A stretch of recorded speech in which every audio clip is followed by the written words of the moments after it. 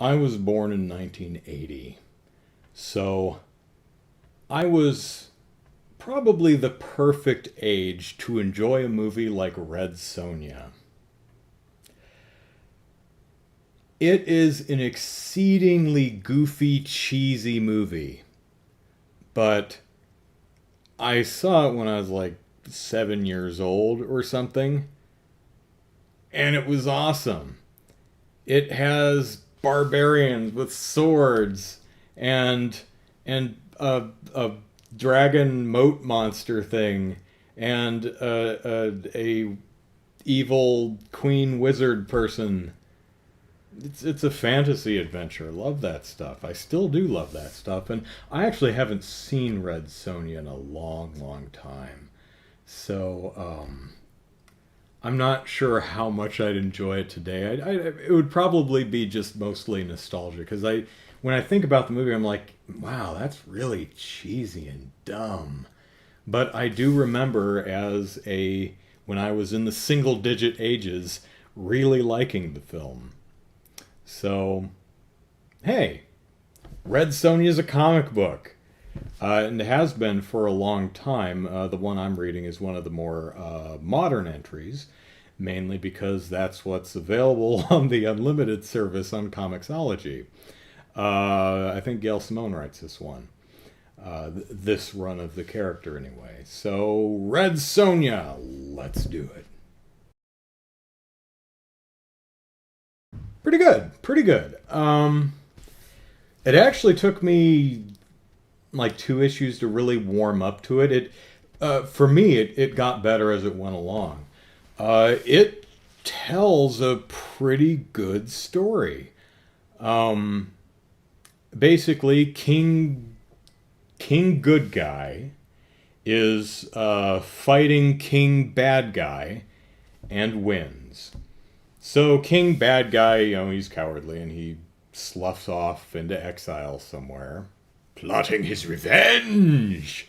So King Good Guy goes into the dungeon and he finds this room of slaves, and they're all dead. They were used for the Colosseum entertainment. The slaves were brought up into the Colosseum and forced to fight each other to the death. And there were only two slaves left, Sonja and Anastasia. I don't remember her name. I am so terrible with names. They're the only two left, and they're caked in mud, and they're malnourished, and they're damn near feral. Let me make sure I have my mic on. Yes, I do. Good. Okay. Um, and they're like, should they're like gone, man. Should we put them out of their misery? He says, no. We fought for our freedom, and so too shall they have theirs. Give them a bath and a haircut, give them a few coins and a horse, and let them go where they may. So Sonja, for her part, is actually rather impressed with this King Good Guy, and is like, I owe you one. So years later, we don't know what happened to Anastasia. Anastasia. Anna. So years later, there's a plague. King Good Guy's township is a plague has fallen upon them. So two self-proclaimed bodyguards go out into the woods and stumble across Sonja and say, "Hey, we are your bodyguards, and we will defend you with our bow and arrow. We have felled many, many enemies." And she goes, Sonja says, "You've felled many enemies, like men?" And one of them goes, "Well, no, like rabbits." And the other one goes, "Well, they were really large rabbits." These two characters, that may sound overly silly and cheesy, but they really work and they really come into their own throughout the series. I'm probably not going to talk about them too much, but those two, whose names I don't remember either, Nala and Jennifer, are really fun characters. I did like them. Anyway, they bring Sonja back, and she talks to the king, and he says, "Yeah, we've got plague, and King Bad Guy is sending his, well, he doesn't know it's King Bad Guy. It's just the township or city or whatever the King Bad Guy used to run is sending an army to burn them all to the ground because they have the plague. And he says, could you, we're all farmers and stuff, could you, because my entire army died of plague, could you teach our farmers to at least hold their own for a bit so they can go out fighting? And Sonja says, yeah, I owe you one, sure thing. So she does the best they can. They go out fighting, and who should she meet on the battlefield but Anastasia, who's really pissed off at Sonja. I don't know why, and this is the biggest problem with the book for me. I don't know why the main villain has a beef with our hero. I don't get it. I may have missed something. This could totally be my fault, but I went through the entire book going, and I actually like the villain. I think most of her motivations are set up really nicely, and I think she's a well-rounded, interesting character, but I never understood why she was angry with Sonja. Still don't. May have missed something.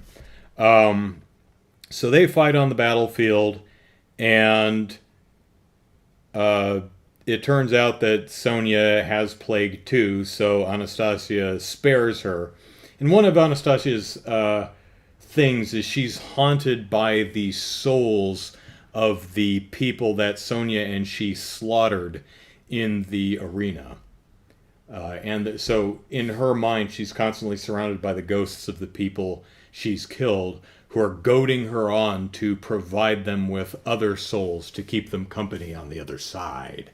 So she's had a bad time of it.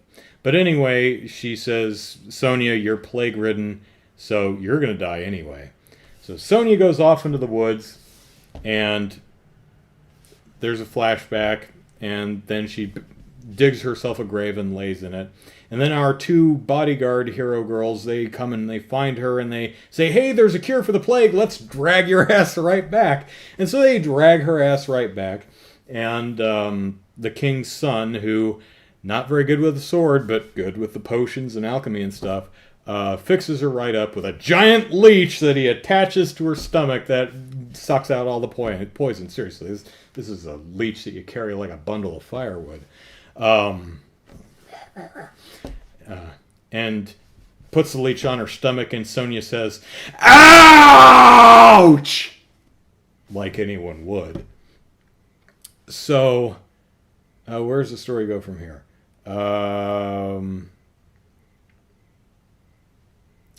Okay, so she goes out after Anastasia. I think I may be skipping a beat here, but anyway, she ends up facing off. I think she delivers a message to Anastasia saying, I'm alive, and I will meet you where we were made. Obviously the Colosseum, right? So she meets her there, and who's there but King Bad Guy?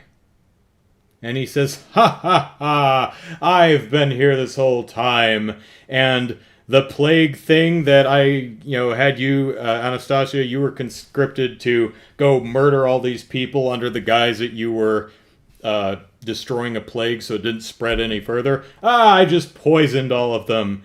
And poor Anastasia, who's already having her own guilt problems, is like, oh my God, I just burned a bunch of men, women, and children alive because I thought they had the plague, and they really didn't. They just had a spot of indigestion. Oh dear. Oh dear. Oh dear. So she and Sonja fight. And Sonja realizes that, wait a minute, she's not trying to fight me. She's trying to position me so that she can get closer to the King Bad Guy. And so with a awesome flippy move, she throws a sword at King Bad Guy. And then King Bad Guy is like, archers! And she says, no! And she takes all the arrows. She jumps in front of Sonja and takes all the arrows. And Sonja's like, son of a biscuit!